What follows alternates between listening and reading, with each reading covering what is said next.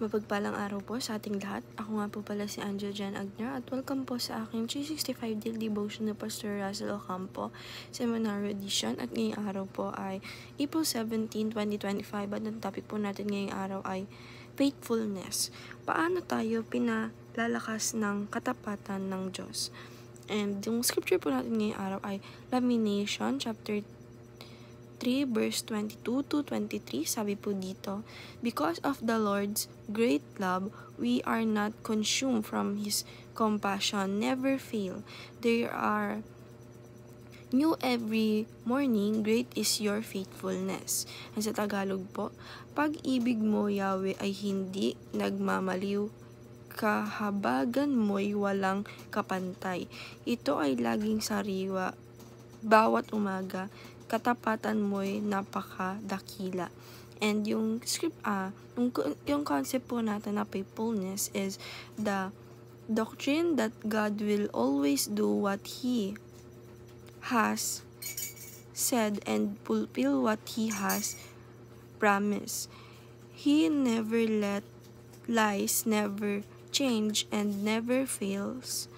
In a world full of books, promises, and unreliable people, God stands not as one who is always consistent, always trustworthy, and always one time. His past fulfillment fills our present confidence and future hope. And sabi po dito sa ating teaching number 1, God is a promise keeper. Sabi po dito na ang ating Panginoong Diyos po talaga ay nagkikip po talaga siya ng mga promises sa atin at ginagawa niya po ito. And teaching number 2, God faithfulness sustains us. Sabi naman po dito na yung faithfulness ng ating Panginoong Diyos ay ito po yung nagsusustain sa atin.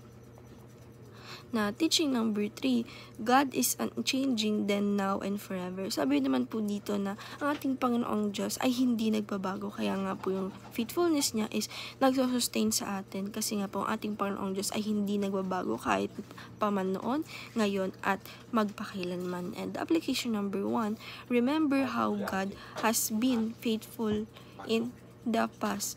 And sabi po dito na ang ating Panginoong Diyos po ay naaalala tayo kahit sa mga bagay na how God and been faithfulness sa ating past, na alalahanin po natin ng ating Panginoong Diyos na faithfulness po siya sa past natin, and till now nakikita natin yung mga blessings na rumarating sa atin, di ba?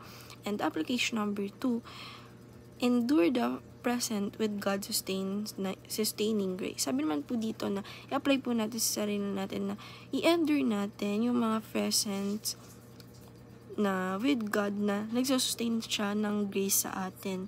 And application number 3, face the future by relying on God faithfulness. Sabi naman po dito na i-apply po natin sa sarili natin na harapin natin yung future na nagre-rely tayo, na meron tayo, at kilala natin ang ating Panginoong Diyos sa ating buhay. At nandun pa rin yung faithfulness ng ating Panginoong Diyos. And then lang po ngayong araw. Maraming salamat. God bless.